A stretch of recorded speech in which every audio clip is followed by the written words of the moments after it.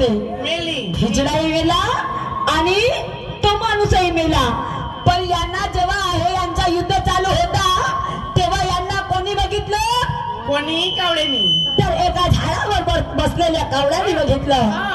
त्यांना एका झाडावर बसलेल्या कावळ्याने बघितलं आणि ते जसं काय मेले तर कावळ्याला काय वाटलं की म्हणे आता माझ्या पोटाचा चारा जमला रे, माझ्या पोटाचा चारा जमला आणि म्हणून आता हे दोन्ही मेले म्हणे तर आता यांचा मी मांस खाणार.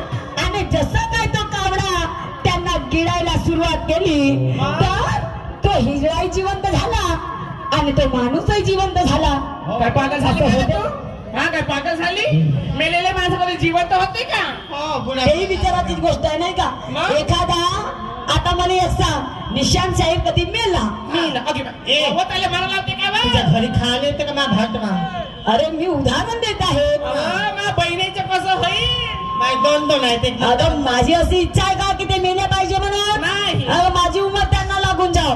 पण एक उदाहरण देत आहे की निशांत शाहीर मेला स्टेजवर तर तो पुन्हा काही जिवंत होणार आहे का? नाही होणार